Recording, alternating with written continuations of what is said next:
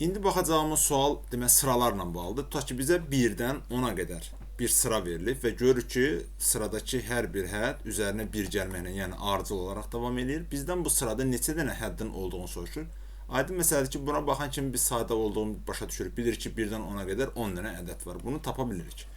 Yaxşı, əgər sıra bu formada yox, biraz mürəkkəb formada olmuş olsa, tutaq ki 45, 51, 57 bu qaydadan 597-yə qədər davam edir və bizdən soruşur ki, bu sırada neçə dənə ədəd var. Bunların sayını necə tapırıq? Bundan ötürü biz belə eləyirik ki, son həddəki olan rəqəmdən, ədəddən, daha doğrusu 597-dən çıxırıq ilk ədədi. Sonra bunları görürük ki, biri-birinin üzərinə 6 əlavə etməklə alınır. Bunu bölürük 6-ya, üstünə də 1 gəlirik. Və demək 597-dən 45 çıxanda alırıq ki 552 bölünsün 6 üstə gəlinsin 1 bərabər olur 92 üstə gəlinsin 1 bu da bərabər olmuş olur 93-ə. Yaxşı, bu qaydanı necə alırıq?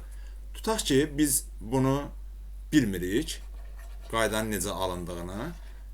Bu bayaq dediyimiz 1-dən 10-a qədər olan sırada necə ki rahatlıqla bilirik ki ədədlərin sayı 10 dənədir. Burada da yenə eyni məntiqdən istifadə edə bilərik. Gəlin belə eləyək, hər bir həddən ilk həddin qiymətini çıxaq. Yəni 45-dən 45 çıxsam 0 alıram. 51-dən 45 çıxsam 6 alıram. 57-dən çıxsam 12 alıram. Və bu qayda ilə sona qədər getsəm, demək 597-dən də 45 çıxsam 552 almış oluram. Amma buradan görürəm ki, buradan bir sıra alınmır.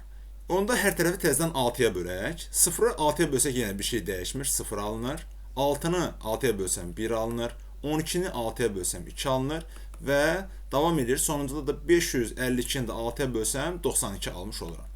0-dan 92-yə qədər olan neçə dənə rəqəm, neçə dənə ədədimiz var? Sırada bunu anlaya bilirik ki, 92 dənə ədədimiz var. Amma lap tutaq ki, bayaqki düstur almaq istəyirsə, hər tərəfin də üzərinə təzədən 1 əlavə etsək, sona qədər plus 1 yazsaq, onda sıramızı belə almış oluruq.